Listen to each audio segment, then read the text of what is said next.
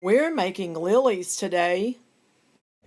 This story's about these cute little lilies that we're gonna make, and they have real significance in a couple of different ways.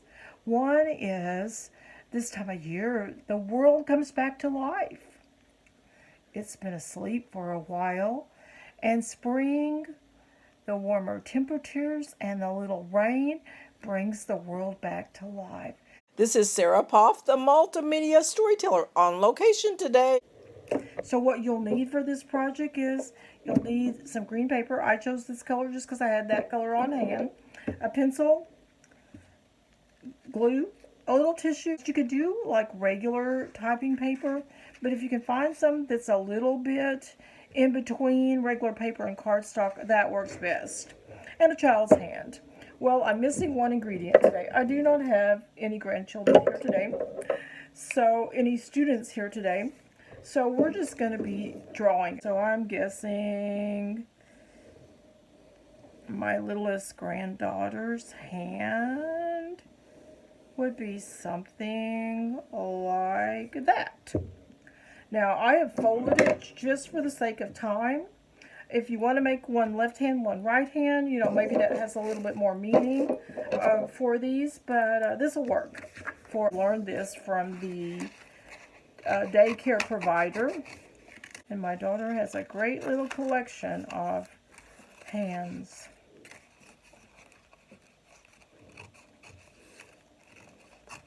Okay, now what I want to do, what I learned by doing this several times and messing up, I want to go a little further because I want those fingers to hang down into the petals a little bit better.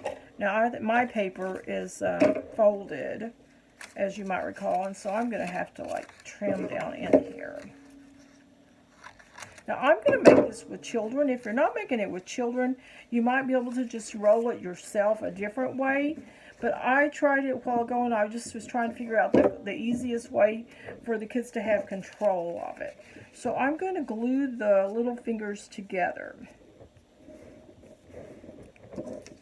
So I glued the little fingers together, and then what I'm going to do is I'm going to, make sure it's stuck good. I'm going to roll these forward on my pencil tightly. I'm going to switch pencils so you can see it, because you're not going to be able to see that one very good.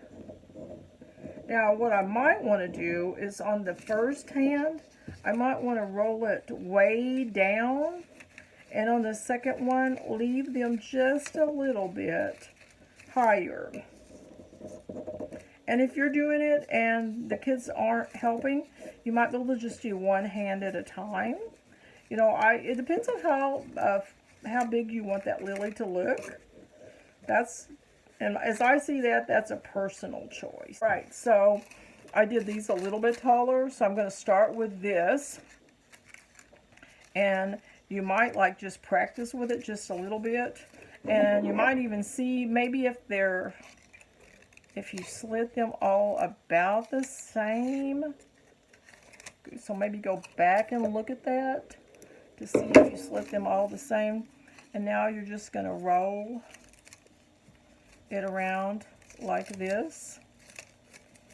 Now I'm doing it just mainly to, get the paper a little looser, because I found out earlier when I did this, it's kind of like with origami. If you can kind of get some folds going in that paper before you actually do it, it helps. And I think I'm going to even this up, because I'm going to leave these on the outside of my stem I'm going to make. Join me on part 2 and learn how to make the stem and complete this lily. This has been Sarah Poff at Multimedia-Storyteller.com. To learn more about the multimedia storytelling workshops I do for adults and kids, go to multimedia-storyteller.com.